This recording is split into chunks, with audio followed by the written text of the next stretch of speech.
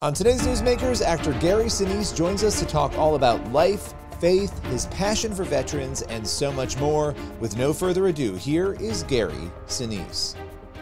Gary, it's always a pleasure to chat with you, and there's a lot to talk about. I want to start with your foundation and the work that you've done for so many veterans. You know, for those who don't know, and I know you've shared this story before, but I think it's an important one. What was it that got you started down this road of creating a foundation and doing the incredible work that you do? Yeah, well, thanks for having me. First of all, it's multiple things along the way. You know, I don't think it's just one thing. I think there were things that added up, and then there was a turning point where I just dove into action. I think, you know, of course, I've got a lot of veterans on my side of the family, my wife's side of the family. So I really think, you know, it begins kind of there. Her side of the family is Vietnam veterans, and I got very involved with them, sort of Vietnam veterans and supporting Vietnam veterans back in the 80s in Chicago when I was working in theater there. I was doing a lot of theater, and I had met my wife's two brothers and her sister's husband. He was a combat medic, and they started to kind of talk to me about Vietnam. I started asking them a lot of questions. And I'll tell you, the feeling that I remember most back then, prior to getting involved, was a feeling that I had of sort of shame and guilt as to how oblivious I was to what folks just a little bit older than I were going through at that time in the jungles of Southeast Asia, fighting the Vietnam War. It was on the television all the time during the early 70s when I was in high school. But I was playing guitar and, you know, doing theater and girls and, you know, all the distractions of being in high school. And living your life. Really, you were living your life at the time. I was just being a high school kid. And yeah, you know, these brothers of my wife, they were just a little bit older than me, and they started to kind of tell me about what it was like to serve in Vietnam and come home from Vietnam and how difficult it was. And I started feeling kind of guilty about it. So later in the early 80s, I started working on some material that spoke to the Vietnam veteran experience, and I started getting involved with Vietnam veterans in the Chicago area, supporting them in different ways. And then about 10 years later, you know, I had moved to Hollywood, and in the late 80s, about 87, and in 1993, I got to audition to play Lieutenant Dan for Forrest Gump, and I got that part. And of course, he was a Vietnam veteran, and I very much wanted to play him just simply because of the Vietnam veteran experience that I'd had going back to the 80s, and wanting to do something to sort of honor the Vietnam veterans in my family and the ones that I'd met, you know, in Chicago, and started supporting. And those were the key elements that sort of teed everything up for what would happen after September 11th, 2001, when we were attacked and we started deploying to Afghanistan and Iraq. And that attack, that terrible day, was a turning point for me into a full-on service mission that, you know, manifested itself into the creation of my own foundation. I have so many questions for you. Was it hard to make that decision, even after such an emotional and difficult day on 9/11, to know that a lot of your effort, and I know that this is where your passion is, would go towards something new and maybe deviate a little bit? You know, obviously you've had a successful career and continue to, but when you put energy towards something, you know, the other thing, there's going to be a little less energy going towards it when it comes to acting. Or was that an easy decision for you to say, this is where I am being led and this is the direction I'm going in now? Well, of course, September 11th was 2001, and my heart was just broken, you know, like so many of us. You know, the images burned into my soul, you know, of what happened. Terrible day. And I started raising my hand for the USO, just simply because I wanted to do something. I remember there was a moment. Do you remember the Friday after September 11th was, which was a Tuesday? The Friday after that Tuesday, President Bush had stated that he was kind of declaring that we would have a national day of prayer and remembrance for the victims of September 11th. Yes, yes. Friday, just a few days after the event, was kind of the churches and houses of worship all over the country were just jam-packed with people trying to process what we'd been through, and people looking for some kind of peace, something that would help us through. And I went to our little Catholic church, in Malibu, and took the family, and it was so crowded that we couldn't sit down. And I was standing there holding my little daughter's hand, and tears rolling down my cheeks, and I came out of there. Either the priest said it in his homily that day, or I just heard it. I don't know, but about service to others was going to be the thing that helped us through. Service, serving others, pulling together to help each other out through this difficult time was going to be something that would help us all heal and help our nation heal. And so, whatever, whether he said it or not, I heard it. And I walked out of there and I started volunteering after that. And I raised my hand for the USO, and I started going on USO tours of the war zones. And I started a program where we were shipping school supplies to the troops over in Iraq and Afghanistan. They would take them out and give them to the kids in the villages. And that would, of course, be a great kind of, it was like our GIs in walking through Dresden, handing out chocolate, after we firebombed Dresden. Well, here we are in the war zone, and we've got there's hostilities going on, but our troops pull in. They start unloading boxes of school supplies to the children, and all of a sudden things turn from apprehension and tension to like smiles. And so it was a very, very positive program. And I just started doing a lot of that because I visited schools when I was over there. I saw what our troops were doing to rebuild schools for the Iraqis. And so I wanted to help them out by giving them these school supplies. And we shipped hundreds of thousands of school supply kits in Ziploc bags. We put all these school supplies in Ziploc bags. It was called Operation Iraqi Children. And then we started shipping to Afghanistan and Djibouti and Haiti and all these different places. And so we called it Operation International Children. And that program lasted for 9 years. It was one of the programs that just generated out of this sense of, I want to help the troops out in some way. So I thought, I went to these schools and these kids didn't have any supplies. So I thought, let's give the troops some supplies to give to the kids, and maybe that'll help things out. And we shipped hundreds of thousands of those kits over, supported by the American people who would donate to the program, or they would ship us supplies that they would pack up at their little school and ship them to us. And then we'd go through them, make sure everything was cool, and then we'd ship them on to our contacts in the war zones. And that was a great program. I just started doing stuff like that, just raising my hand and helping organizations out, starting little things, started a band. It all came from kind of this sense of not wanting to leave our Iraq and Afghanistan veterans feeling the way our Vietnam veterans felt, unsupported. The nation was divided at that time. They didn't get the welcome home they deserved. I was trying to make sure that people responding to the attacks of September 11th would feel appreciated, and that there was a grateful nation behind them.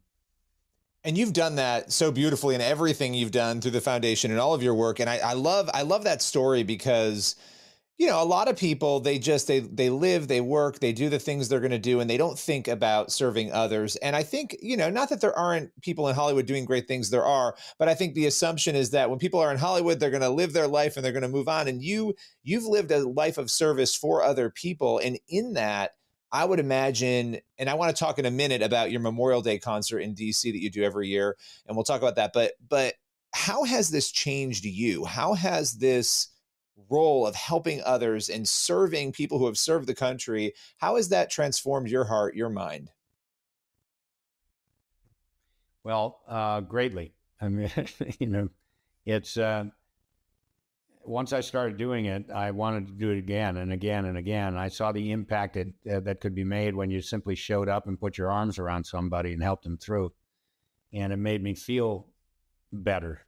Like I said, I just had this terrible feeling of fear after September 11th. Like, what was happening to our country? Are we going to? You remember within months or weeks of those attacks, anthrax started going through the mail. Yeah. Yeah. People started getting anthrax in the mail, and somebody was terrorizing our country by putting anthrax in envelopes and sending it to Congress people and all this. So I'm thinking, well, when is a terrorist going to come across the border with a backpack full of anthrax? And what kind of world are we living in now? Are we just going to be under attack? And I was fearful for my country and fearful for my family. And fear is a great motivator. It always was for me as an actor. I remember because I was always scared I was going to stink. And so I just worked a lot harder. You never have. You never have. That fear never came to fruition. You've always been an amazing actor. To your point, though, makes you work harder for sure. Well, it does. And to your point, I was a high school senior in the first week of school, my senior year when 9/11 happened. And I will never forget that day because it's a defining point. I mean, it's a defining moment, I think, for America, for the world in so many ways. Still, even today, I think it is. And I just remember that fear and that uncertainty and sort of this world that I had lived in as, a 17-year-old, where it was kind of shattered. And I think for a lot of people, it never really came back to a full normalcy to what it felt like before that day.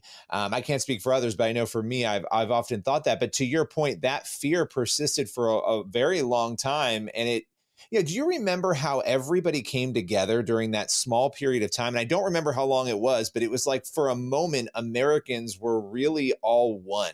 I felt that for a while and I loved that feeling. And I feel like I've never experienced or felt that level of togetherness in this country again since that time. I don't know if you want to reflect on that at all, but I often think about that. No, you're right. It's true. The country really was trying to help each other out. We all were scared.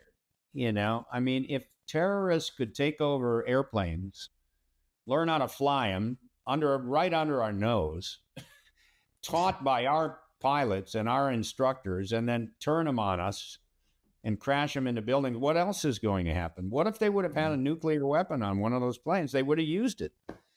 So who's going to get a nuke? Is a nuke going to come across the border in a backpack now? Where people were starting to talk about suitcase nukes. Remember that? Yeah. And anthrax is flowing through the mail, and everybody was fearful. And I knew, okay, what can I do to help our country out? And there were people that were volunteering left and right to go join the military and to respond. And so I thought, well, as a performer, as an actor, there is something I can do. I can go out there and do the USO thing and help our troops out. So I started volunteering there. And once I started volunteering, going to the war zones and seeing what's showing up in a war zone, somebody like me, going all the way over there to see the troops and pat them on the back and say thank you and help them out during a difficult time. I could see what that was doing, and then it just made me want to do it again. When I started doing USO, the first trip I went on was June of 2003. So it's almost 22 years ago.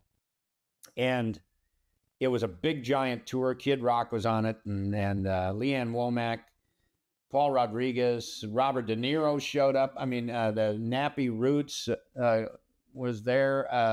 There were football players, basketball players, cheerleaders. I mean, it was a giant tour. And I got on the tour. I was Lieutenant Dan, just shaking hands and taking pictures. And I was watching, Kid Rock perform and everything like that. Well, as soon as I got back, I just called the USO and said, where can I go now? And I didn't have a job at the time. And so they sent me out again. And then I went out again. And I did like 6 tours in 6 months. And by the time I was done with that, I knew I was in the game. This was something that was just, I felt that there was something I could do to help. And that made me feel better. It made me feel less fearful. because I was seeing, I was seeing our troops in action. I was seeing what they were doing over there. They took me out to visit schools they were rebuilding, and I was going to the hospitals. I was at Landstuhl Medical Center, and I was seeing, these families going through these long rehabilitations at Walter Reed and Bethesda. And I come in there and change the mood and make the day just a little bit better for somebody like that. The wounded in the hospital beds wanted to talk to me about Lieutenant Dan and that story. And of course, that story is a happy ending, right? Lieutenant Dan standing up at the end. So I could see all these things that I was doing were impactful, and getting involved with lots of different nonprofits to help them raise money and raise awareness so that they could help more people. That became just a full-time thing. I got a television series right around that time. And so I was on television every week. And I had this public platform now, weekly public platform. It wasn't like one movie comes out and then, months later, another one comes out. Right. When you're on television every week on a hit show, you have a public platform, and it came right at the right time. There's a chapter in my book, Grateful American, called Perfect Timing. And it's all about CSI New York dropping into my lap right at the time that I was ramping up all this military and first responder support. And so I used the public platform. You saw it as a vehicle. You saw it as a vehicle to help, push through this really good work you were doing.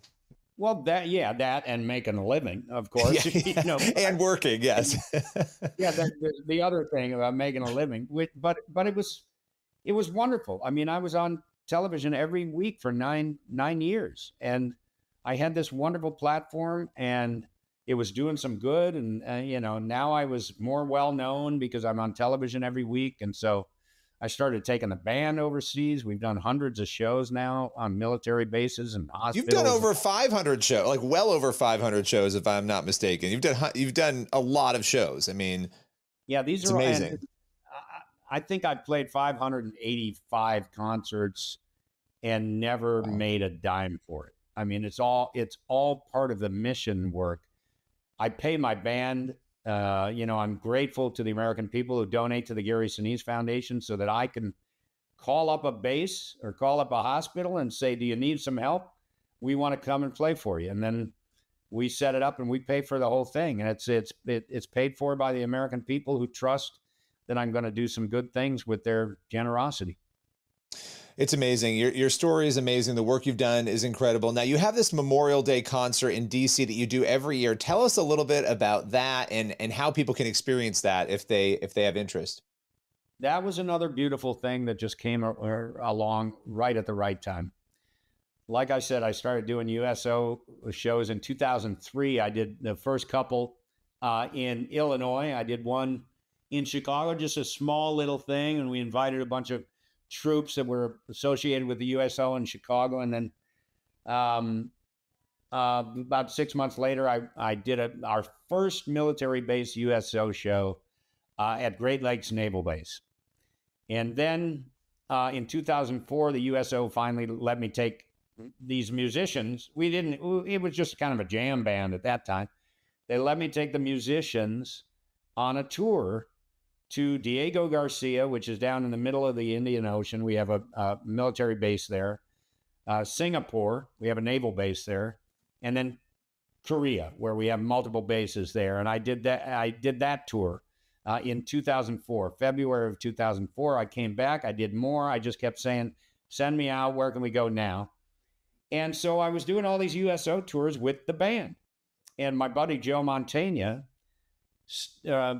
the year after September 11th attacks, he was invited to come and do a story for the National Memorial Day concert. And Joe said he didn't know about the National Memorial Day concert until they called him and asked him if he would come and act out this story. Well, he was acting out the story of somebody that I met, the following year. And I think Joe did it in 2002. 2003, I met the man that he did the story about.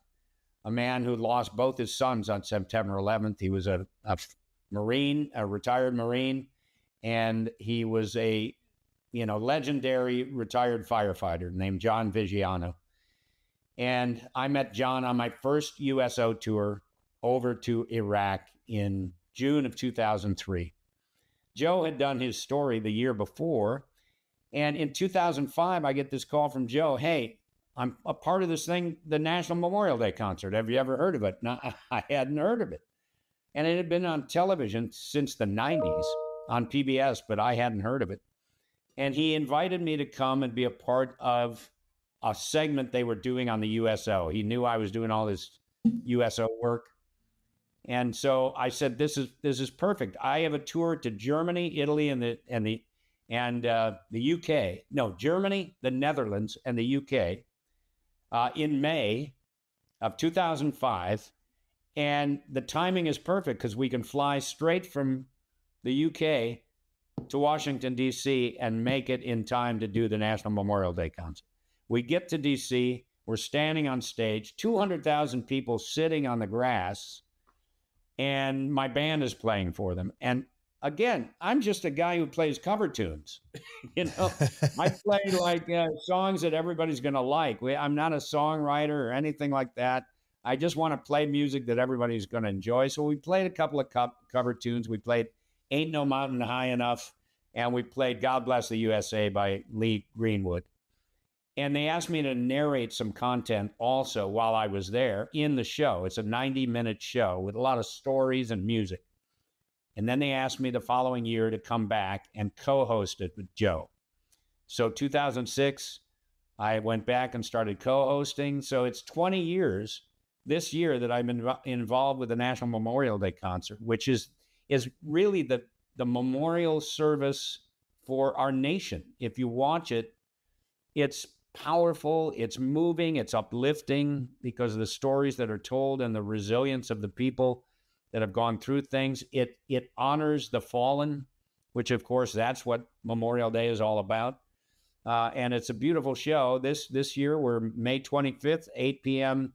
Eastern, 7 p.m. Central. We'll be back on stage, my 20th year, and I'm always eager to do it and happy to co-host it with my buddy Joe. That's amazing. That's incredible. As we're talking about this right now, your foundation does a lot.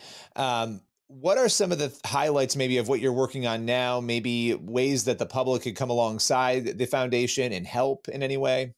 Well, the foundation, it has a very broad mission, and I'll tell you, it's got a broad mission because, as I said, I got involved with a lot of different efforts before I started the foundation. We're about at the end of our 15th year. Wow. So our 15-year anniversary, all that, we coming up next month. And over the 15 years, we've raised about $525 million, $500 million deployed all over the place, doing all kinds of things. And we have such a broad mission because I learned all these different areas of need before I started the foundation. And I started the foundation so I could do more of that. I just wanted to help in whatever way I could. Now we have hundreds of thousands of donors that go to the foundation. We have multiple programs at the foundation, programs that support the families of our fallen heroes, our fallen military heroes, and fallen first responders. We build specially adapted smart technology, mortgage-free homes for our badly wounded service members. We've done 95 of those houses. We'll give away our 100th home this year. Wow. We have just multiple programs. And as I said, the Lieutenant Dan Band is a program of the Gary Sinise Foundation. We provide grants to first responders, training, equipment. We're doing all kinds of things. You can go to GarySiniseFoundation.org to learn more about our mission. And I encourage you to go to our YouTube channel there, because there you can see videos of multiple programs in action. You can see the people that we're trying to help and the impact that we're making with the generous support of the American people who just support us at our foundation. I love that. That's amazing. Final question for you. And, I was thinking about this earlier, and I thought I'm going to conclude with it because I think you're a person of faith, right? And When you're doing the work that you're doing, you see there's a lot of suffering and a lot of struggle, and you see the human suffering. You've gone through your family, your own loss in the last year of your year and a half of your son, Mac, and which we talked about last time you were on with me. What has this work taught you about God, about faith? How has that part of you changed? Because again, you're helping meet those needs, and you're seeing a lot of those struggles at the same time. God wants us to help each other. Help each other. Life can be, there's a lot of suffering in life, but we can, and there's a lot of sinning in life. There's a lot of suffering in life. We can be redeemed. We can resurrect. We can revive. Yeah. I went through some rough times as a kid and some difficult times, things that I'm not necessarily proud of. Before I actually got on this journey from self to service, my book is called Grateful American, A Journey from Self to Service, and I am grateful. I live remembering that gratitude is something that we all want to have. Gratitude for something, right? We have gratitude for our family, for our loved ones. We have gratitude for people that are trying to help us through. We have gratitude for our country. What are we grateful for? And I realize I'm grateful for so many things. I've had a lot of blessings in my life, even through the most challenging times. And as you mentioned, our son went through just a terrible, terrible struggle with a very, very rare cancer called chordoma. Thankfully, we discovered there was a foundation called the Chordoma Foundation, and they were trying to help the small handful of chordoma patients that are diagnosed each year in the United States. And we were grateful for them. I'm grateful for the men and women who serve our country. And I know that God wants all of us to just be good to each other and help each other through tough times. And when we do that, when we lift others up, we lift ourselves. There's no question about it. I've seen it. I didn't stop doing the mission of the Gary Sinise Foundation throughout the entire time that I was battling hard for our son.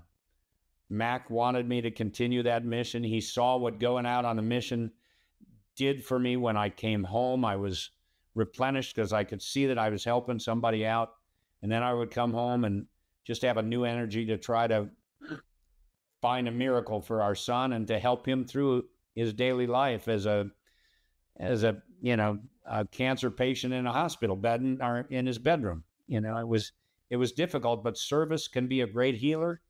It helped me through the 9/11 chapter when our country was broken.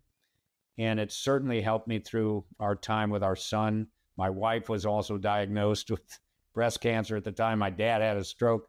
It was a difficult, challenging time at the Sinise house with these health challenges.